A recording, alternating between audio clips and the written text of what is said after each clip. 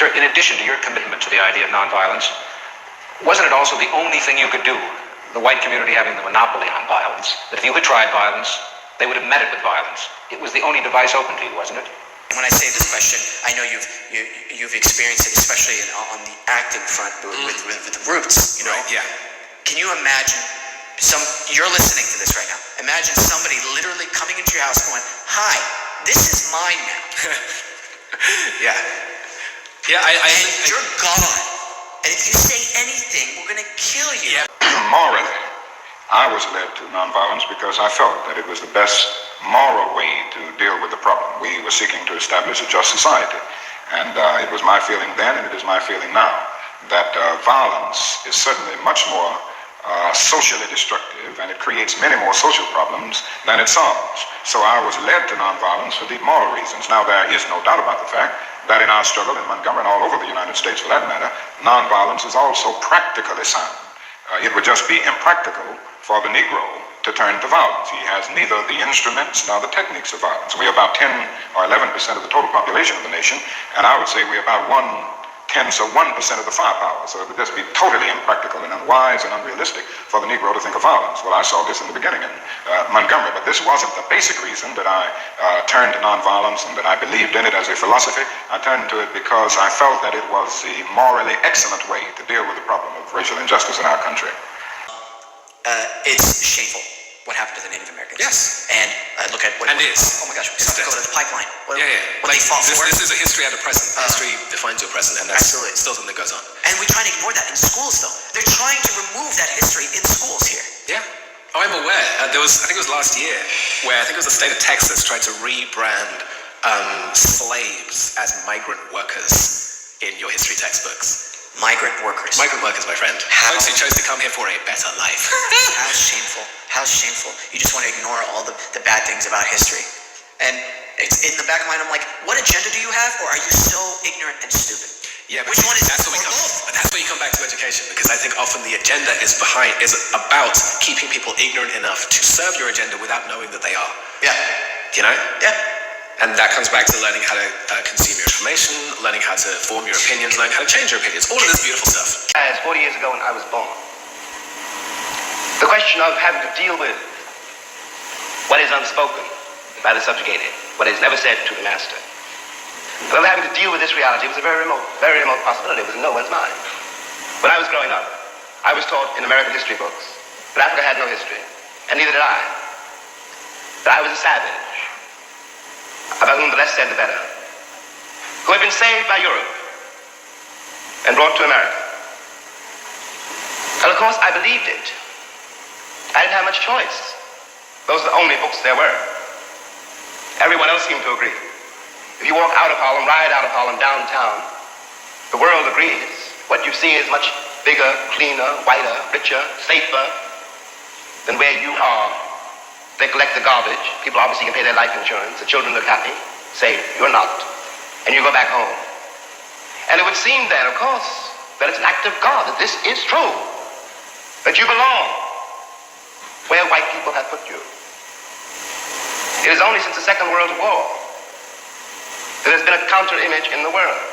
And that image not come about through any legislation on the part of any American government, but through the fact that Africa was suddenly on the stage of the world, and Africans had to be dealt with in a way they'd never been dealt with before. This gave an American Negro for the first time a sense of himself beyond a savage or a clown. It has created, and will create, a great many conundrums.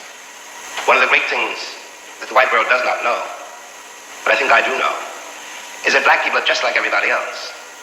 One has used the myth of Negro and the myth of color to pretend and to assume that you are dealing essentially with something exotic, bizarre, and practically, according to human laws, unknown. Alas, it is not true. We are also mercenaries, dictators, murderers, liars. We are human too.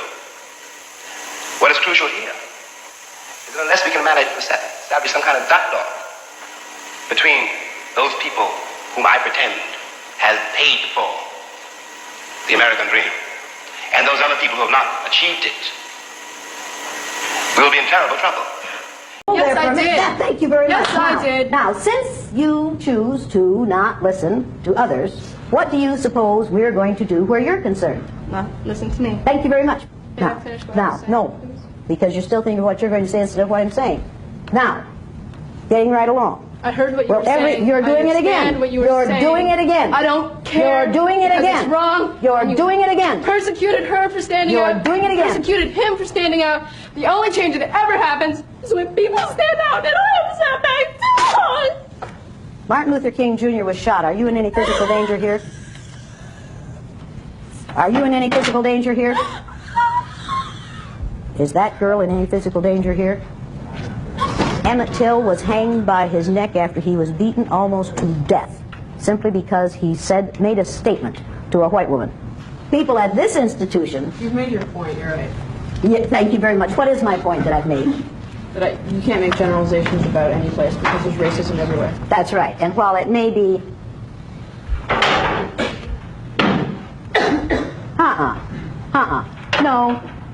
No. You don't come back in here until you've apologized to every person in this room. Because you just exercised a freedom that none of these people of color have.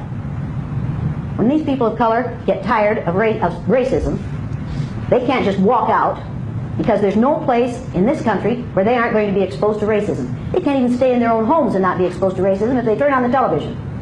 But you, as a white female, when you get tired of being judged and treated unfairly on the basis of your eye color, you can walk out that door. And you know it won't happen out there. But you want to know the real pain of colonialism, chattel slavery, whichever kind of brand of that we want to talk about. The real pain of that for me, the real kind of piss take on that. You guys don't have the phrase piss taking here, mockery, I suppose. It's piss take in this room.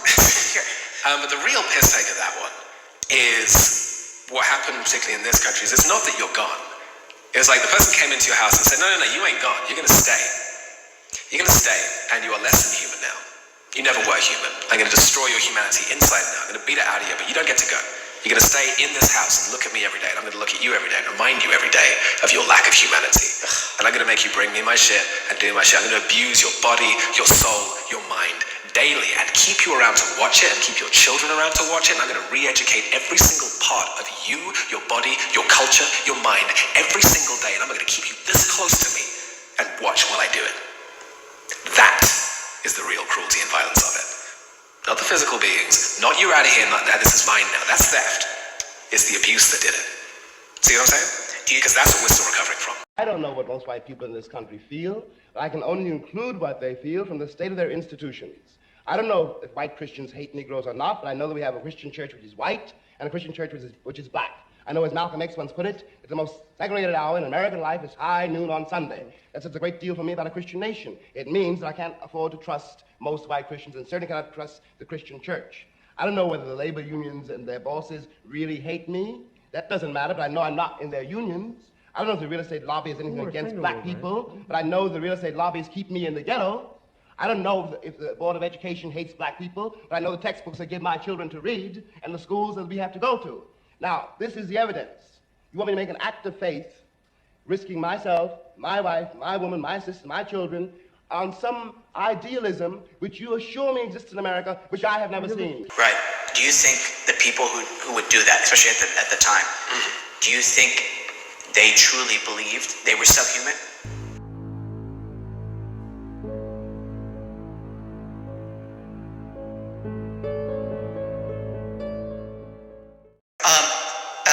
The people who did this, because there's a saying, and I forget where it comes from, and I don't know if it's true. I really don't know. It says no one is truly evil. It says a lack of, they're just ignorance. I think... and I don't know if that's true. I don't know. And I don't necessarily believe in evil, but I do think that you can consciously choose to buy in to an ignorance, and that there is a weight to that choice. In the South, particularly in Alabama, you had visible villains. Jim Clark, Bull Connor, cattle prods, police dogs. But in the North, you don't have those visible villains. Isn't it hard to get your people aroused and directed at something that isn't visible? Well, that's exactly right. And this is what I was saying when I said it's harder to see a target. In the South, in the nonviolent movement, we were aided always, on the whole, by the brutality of our opponent. It is the same way in the North. The other thing is that you don't have legal segregation in the North as you do in the South. So it is much more difficult to get people to see exactly what you're doing, but it isn't an impossible job.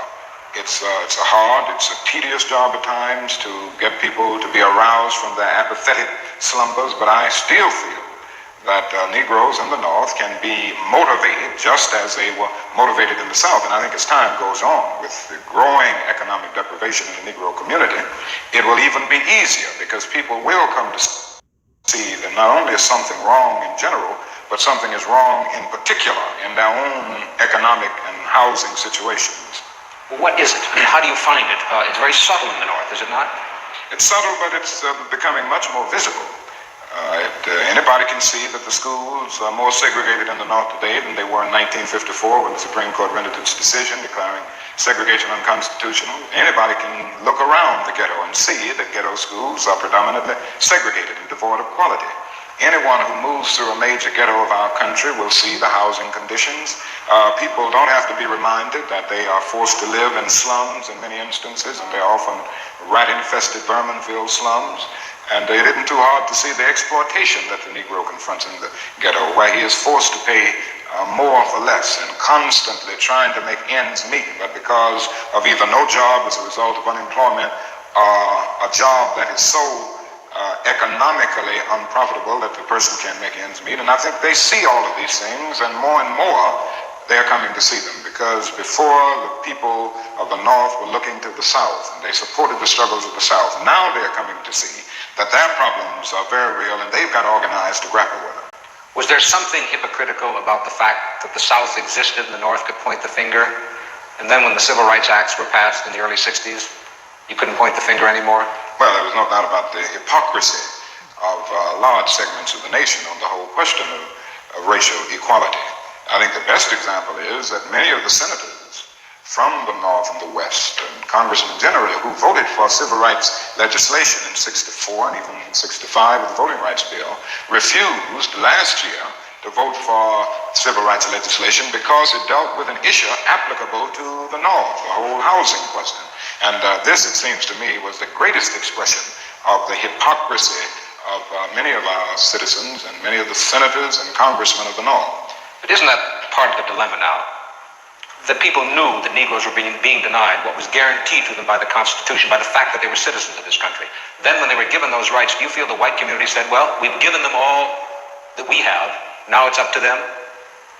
Well, I think the dilemma is much deeper, and I think one during this period of transition has to be very honest with America. And honesty impels me to admit that America has broad racist elements still alive. Racism is still existing in American society in many areas of the society, North and South. To do this because this Black History Month, if I were to give you 3 topics to do a little bit of homework on, they would be 1, the effective reconstruction of the Black community, 2, redlining, and from that 3, the importance of generational wealth. This Black History Month, I would urge you to support Black-owned businesses by putting your money where your mouth is. That way we can all move forward and continue to create Black history that we're all proud of. And the other thing is that there has never been a single, solid, determined commitment of large segments of white America on the whole question of racial equality. I think we have to see that vacillation has always existed, ambivalence has always existed, and this to me is the so-called white backlash. It's merely a new name for an old phenomenon. I see the white backlash as a continuation of the same ambivalence and vacillation of white America on the whole question of racial justice that has existed since the founding of our nation. I think the other thing that we must see at this time is that many of the people who supported us in Selma, in Birmingham, were really outraged about the extremist behavior toward Negroes. But they were not at that moment, and they are not now, committed to genuine equality for Negroes. It's much easier to integrate a lunch counter than it is to guarantee an annual income, for instance, to get rid of poverty for Negroes and all poor people. It's much easier to integrate a bus than it is to make genuine integration a reality and quality education a reality in our schools. It's much easier to integrate even a public park than it is to get rid of slums. And I think we are in a new era, a new phase of the struggle, where we have moved from a struggle for decency, which characterized our struggle for 10 or 12 years, to a struggle for genuine equality. And this is where we're getting the resistance, because there was never any intention to go this far. People were reacting to Bull Connor and to Jim Clark rather than acting in good faith for the realization of genuine equality. Man, I am so appreciative of America and all its wonderful opportunities it's given myself, my family. I am an immigrant. My mom and dad are immigrants. My brothers were born here in this country. And it's given me such wonderful opportunities, and I'm utilizing them to my full advantage. Because I know... You absolutely are. I'll back you up on that one. Yeah, so I'm thankful for that aspect. Now, am I going to ignore the fact that America was built on the genocide of Native Americans and on the backs of slaves? On Columbus Day, maybe. No, I'm not going to ignore that. I'm sorry. That's what this country was based on, and that's what it was. That's how it was founded. So to ignore that completely is not only a disservice. Disservice is such a soft word to use. Y'all are obsessed with service. I think it's a useful word to use. If you're going to thank someone for their service, then that service is in calling you on your shit and acknowledging what makes you great. And what makes you great is acknowledging your flaws and building from them. What a government is. And there are people your government protects. There are ideals that your government stands up for. That is also true at the same time as knowing your government is doing bad things. It's a bit like when you grow up and you realize your parents aren't perfect, you know? And it's just like you start having to accept that your parents are human beings who do wonderful things, who raised you and gave you life, and also have done terrible things. Do you think white people in this country, and I'm talking about non-segregationists, people devoid or thinking they're devoid of racism, do you have any idea what they want the Negro to be in America? Well, it depends on the level that we are talking here, because I think you have to make a distinction between the people who are genuinely and absolutely committed in the white community on the question of racial equality. And I must confess that I think they are a very small minority. I think the vast majority of white Americans will go but so far. It's a kind of installment plan for equality. And they are always looking for an excuse to go but so far. Why are they looking for the excuse? What is it about the Negro? I mean, every other group that came as an immigrant somehow, not easily, but somehow got around it. Is it just the fact that the Negroes are black? That's a part of it. And that grows out of something else. You can't thingify anything without depersonalizing that something. If you use something as a means to an end, at that moment you make it a thing and you depersonalize it. The fact is that the Negro was a slave in this country for 244 years. That was a willful thing that was done. The Negro was brought here and changed, treated in very inhuman fashion. And this led to the thingification of the Negro. So he was not looked upon as a person. He was not looked upon as a human being with the same status and worth as other human beings. And the other thing is that human beings cannot continue to do wrong without eventually rationalizing that wrong. So slavery was justified morally, biologically, theoretically, scientifically, everything else. And it seems to me that white America must see that no other ethnic group has been a slave on American soil. That is one thing that other immigrant groups haven't had to face. The other thing is that the color became a stigma. American society made the Negro's color a stigma. And that can never be overlooked. So I think these things are absolutely necessary. The other thing is that America freed the slaves in 1863 through the Emancipation Proclamation of Abraham Lincoln, but gave the slaves no land, on nothing in reality, and as a matter of fact, to get started on. At the same time, America was giving away millions of acres of land in the West and the Midwest, which meant that there was a willingness to give the white peasants from Europe an economic base. And yet it refused to give its black peasants from Africa, who came here involuntarily in chains and had worked free for 244 years, any kind of economic base. And so emancipation for the Negro was really freedom to hunger. It was freedom to the winds and rains of heaven. It was freedom without food to eat or land to cultivate, and therefore it was freedom and famine at the same time. And when white Americans tell the Negro to lift himself by his own bootstraps, they don't look over the legacy of slavery and segregation. I believe we ought to do all we can and seek to lift ourselves by our own bootstraps. But it's a cruel jest to say to a bootless man that he ought to lift himself by his own bootstraps. And many Negroes, by the thousands and millions, have been left bootless as a result of all of these years of oppression and as a result of a society that deliberately made his color a stigma and something worthless and degrading. Every white person in this room who would be happy to be treated as this society in general treats our citizens, our black citizens. If you, as a white person, would be happy to receive the same treatment that our black citizens do in this society, please stand. You didn't understand the directions. If you white folks want to be treated the way blacks are in this society, stand. Nobody's standing here. That says very plainly that you know what's happening. You know you don't want it for you. I want to know why you're so willing to accept it or to allow it to happen for others. Discussion about 12 Years a Slave, right? That was saying that from a certain perspective, you focus on Fassbender as the monster, right? Because he's evil and he's front-footed and he's just kind of abusing everyone left, right, and center. Yes, sorry, yeah, generally. And from another perspective, the real monster in that movie is Cumberbatch. Because he knows. He is enlightened. He knows the evil that he perpetrates, and he continues to do so. Do you see what I mean? Do you see the difference between those two monsters? Yeah. Apart from wanting to live better, which all of us want to do, to raise one's children in a better way, to be better, does the Negro in America know what he wants to be? I'm convinced that almost every Negro in this country, other than those who have been so scarred by the system that they become pathological in the process, and we all have to battle with pathology. Nobody really knows what it means to be a Negro unless one can really experience it. And I know we all have to battle with this constant drain of a feeling of nobodiness. But in spite of this, I think the vast majority of Negroes in this country know that they want to be people. They want to be men. They want equality, period. It just boils down to that. And we haven't been able to be people. We haven't been men because of all of the conditions that we've lived with and the syndrome of deprivation surrounding conditions, whether it's in housing, in the economic area, or in schools, or in the vicious credit practices that we face in the ghetto, and all of the problems of closed doors and constant defeats. But in spite of all this, I think we all know, basically, that we want to be men. We want to be persons judged not on the basis of the color of our skin, but on the basis of the content of our character. I'm a big believer in compassion. I'm a big believer in empathy, and that's largely why I do what we do, because I believe that culture and stories are incredibly important for that. Yeah. Walked in my door, the telephone was ringing, I held the phone, it was my sister. She said, "Is the television on?" I said, "No." She said, "You better turn it on." I said, "Why?" She said, "They killed him." And I said, "Who'd we kill this time?" Because we were in a killing mood at that time. And she said, "Martin Luther King Jr." And then my world stopped for about 3 seconds. And I'm sorry, but you're not supposed to get all like a soup sandwich, but whenever I remember that moment in my life, that is one of the most tearing moments in my life, because he was trying to make things better for all of us, not just for black people. And we killed him because he and Malcolm X were coming closer together, and if they had united, they would have changed this situation, make no doubt about that. So they both had to die, and they were killed. And so I had to go into my classroom the next morning and explain to my students why Martin Luther King Jr. was dead.